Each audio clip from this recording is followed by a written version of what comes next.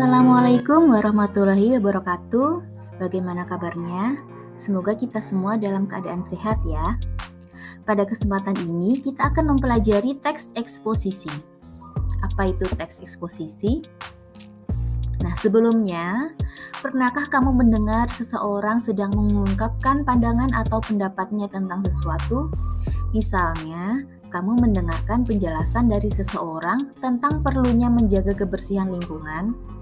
Untuk meyakinkan pendengar atau pembaca tentang pentingnya menjaga kebersihan lingkungan hidup, pembicara atau penulis perlu menggunakan argumen? Ya, tentu saja. Itu ada kaitannya dengan teks eksposisi. Nah, apa itu teks eksposisi? Teks eksposisi adalah jenis teks yang digunakan untuk menyampaikan pendapat. Nah, begini penjelasannya. Eksposisi biasa digunakan seseorang untuk menyajikan gagasan. Gagasan tersebut dikaji oleh penulis atau pembicara berdasarkan sudut pandang tertentu. Untuk menguatkan gagasan yang disampaikan, penulis atau pembicara harus menyertakan alasan-alasan logis. Dengan kata lain, ia bertanggung jawab untuk membuktikan, mengevaluasi, atau mengklarifikasi permasalahan tersebut. Bentuk teks ini biasanya digunakan dalam kegiatan ceramah, perkuliahan, pidato, editorial, opini, dan sejenisnya. Ini adalah sebuah contoh teks eksposisi, judul teksnya, Pembangunan dan Bencana Lingkungan.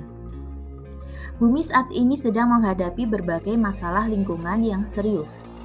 6 masalah lingkungan yang utama tersebut adalah ledakan jumlah penduduk, penipisan jumlah daya alam, perubahan iklim global, kepunahan tumbuhan dan hewan, kerusakan habitat alam, serta peningkatan polusi dan kemiskinan. Dari hal itu dapat dibayangkan betapa besar kerusakan alam yang terjadi karena jumlah populasi yang semakin besar, konsumsi sumber daya alam dan polusi yang meningkat, sedangkan teknologi saat ini belum dapat menyelesaikan permasalahan tersebut. Nah, itu adalah sedikit contoh dari teks eksposisi. Kemudian, di dalam teks eksposisi pasti terdapat kalimat fakta dan opini. Kalimat fakta berarti kalimat yang sesuai dengan kenyataan, ada data yang dapat dipertanggungjawabkan. Kemudian, kalimat opini adalah kalimat yang berupa pendapat. Nah, di bawah ini ada contoh kalimat fakta dan juga contoh kalimat opini. Kalimat fakta contohnya, Kementerian Hukum dan Hak Asasi Manusia hingga tanggal 13 Mei 2013 mencatat ada 158.812 narapidana dan tahanan di Indonesia yang 51.899 orang diantaranya terkait kasus narkoba.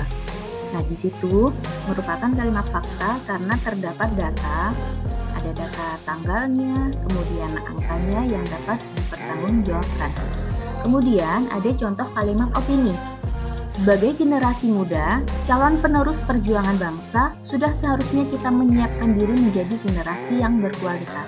Nah, itu adalah contoh dari kalimat opini ya, kalimat pendapat, dan di situ tidak ada data berupa fakta yang meyakinkan. Kemudian, yang selanjutnya yaitu struktur teks eksposisi. Struktur atau urutan teks eksposisi yang pertama, tesis, kedua, argumentasi, tiga, penegasan ulang. Penjelasannya seperti ini. Tesis atau pernyataan pendapat adalah bagian pembuka dalam teks eksposisi. Bagian tersebut berisi pendapat umum yang disampaikan penulis terhadap permasalahan yang diangkat dalam teks eksposisi. 2. Argumentasi. Argumentasi merupakan unsur penjelas untuk mendukung tesis yang disampaikan. Argumentasi dapat berupa alasan logis, data hasil temuan, fakta-fakta, bahkan pernyataan para ahli.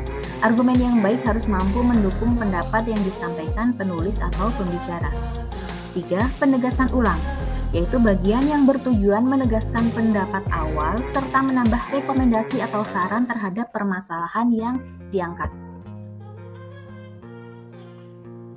Kemudian, kebahasaan dalam teks eksposisi. Kebahasaan di sini maksudnya adalah Istilah kebahasaan yang sering muncul dalam teks eksposisi. Yang pertama, menggunakan istilah sesuai bidang yang dibahas. Jadi maksudnya di sini adalah menggunakan kata atau istilah sesuai dengan bidang yang dibahas. Misalnya membahas tentang lingkungan hidup. Di situ pasti identik ada kata bidang lingkungan hidup, misalnya populasi, hewan, kemudian polusi, dan seterusnya. Kemudian 2 menggunakan kata sifat, 3 menggunakan afiksasi atau imbuhan, 4 menggunakan kalimat verbal, dan salah satu kalimat verbal di situ adalah kalimat aktif, ada kalimat aktif transitif dan kalimat aktif intransitif.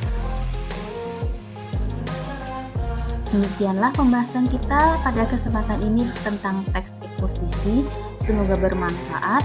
Terima kasih. Wassalamualaikum warahmatullahi wabarakatuh.